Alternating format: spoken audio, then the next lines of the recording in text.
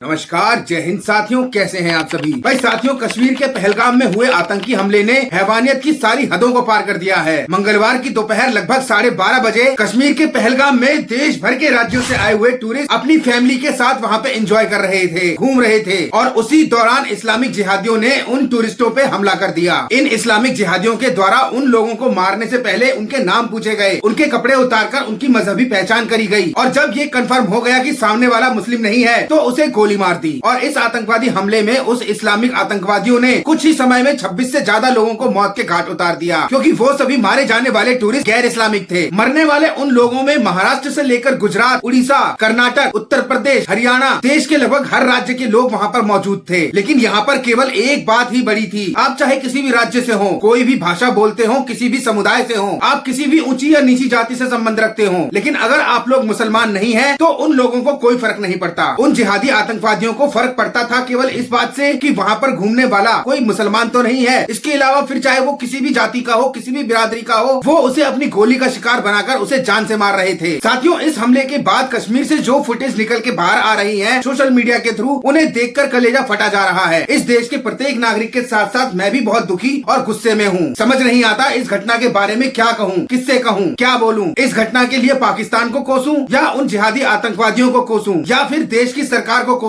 जिन्होंने उस दौरान पहलगाम में आए इतनी भारी संख्या में पर्यटकों को सुरक्षा मुहैया नहीं करवाई। इस हमले के होने के बाद बहुत सारी फोटो सोशल मीडिया पे जमकर वायरल हो रही हैं। उन्हीं में से एक फोटो ऐसी है जिसमें कि एक महिला अपने पति की डेड बॉडी के पास खुले मैदान में बैठी है और वो इस आतंकवादी हमले से सदमे में है। वहीं दूसरी और एक ऐसा वीडियो था जिसमें एक महिला उस हमले के होने से कुछ देर पहले उसने वो वीडियो शूट किया था, जिसमें वो घाटी की वादियों की बड़ी तारीफ कर रही थी। लेकिन उसी महिला का दूसरा वीडियो उस हमले के बाद आया, जिसमें कि वो उस हमले में मारे गए अपने पति का और उन आतंकवादियों के द्वारा की जा रही क्रूरता के बारे में बता रही है। इस हमले में उसके पति को भी आतंकवादियों के द्वारा गोलियों से भून दिया गया था। इसके अलावा अन्य कई सारे लोग इस वादी में उस दौरान घूम रहे थे और उन सभी लोगों को इन जिहादी आतंकवादियों के द्वारा उनके छोटे छोटे बच्चे, उनकी बीवियों के सामने गोली मार दी गई। अब साथियों, इस घटना के घटने के बाद मैं एक बात 100% दावे से कह सकता हूँ कि पूरी दुनिया में भारत ही इकलौता ऐसा देश है जहाँ हिंदू धर्म की मेजॉरिटी होने के बावजूद भी लगातार इन आतंकी हमलों में हिंदुओं को निशाना बनाया जाता है, और वो भी धर्म के आधार पर। क्या आपने कभी सुना है कि पाकिस्तान या बांग्लादेश में किसी मुस्लिम को मुस्लिम होने की वजह से जान से मार दिया गया हो, या किसी भी यूरोपियन कंट्री में, इंग्लैंड में, अमेरिका में किसी को केवल इसलिए मार दिया गया हो कि वो क्रिश्चियन था? नहीं सुना होगा। लेकिन हमारे देश में सुना तो क्या, ये लगातार देखा जा रहा है कि हिंदू बाहुल्य देश होने के बावजूद भी हमारे देश में इस तरीके के आतंकवादी हमलों में लगातार हिंदू ही शिकार होते आ रहे हैं। चाहे हम बीते मंगलवार को पहलगाम में घटी इस आतंकवादी घटना का जिक्र करें, या इससे पहले नरेंद्र मोदी जब तीसरी बार भारत देश के प्रधानमंत्री बने तो उनके शपथ ग्रहण समारोह से 1 घंटे पहले जम्मू कश्मीर के माता वैष्णो देवी मंदिर से लौट रही श्रद्धालुओं से भरी बस को रियासी नाम के इलाके में उस बस के ऊपर आतंकवादियों के द्वारा हमला कर दिया गया, और उस हमले के दौरान भी 11 से ज्यादा हिंदू श्रद्धालु मारे गए थे। उनमें 2 साल का एक छोटा बच्चा भी था। और लगातार घट रही इस तरीके की आतंकवादी घटनाओं के होने के बावजूद भी हिंदू विरोधी लोगों के द्वारा ये एजेंडा चलाया जाता है कि हिंदू तो एंटी माइनॉरिटी है, जो कि देश में इस्लामिक फोबिया फैलाकर एंटी मेजॉरिटी लोगों को दबाने की कोशिश कर रहा है। पहलगाम में हुए इस आतंकवादी हमले में आतंकवादी ने जब एक व्यक्ति को गोली मारी तो उस दौरान उस व्यक्ति की पत्नी ने उस आतंकवादी से कहा कि मुझे क्यों छोड़ दिया, मुझे भी गोली मार दो। तो उस आतंकवादी ने उस महिला से कहा कि जाओ मोदी से बोलो। और इस तरीके से इस्लामिक कट्टरपंथी आतंकवादियों के द्वारा किया गया भारत देश के हिंदुओं पर ये कोई पहला हमला नहीं है। इससे पहले भी पता नहीं कितने हमले लगातार भारत देश के नागरिकों पर किए जा चुके हैं। और जब इस तरीके के आतंकवादी हमलों की चर्चा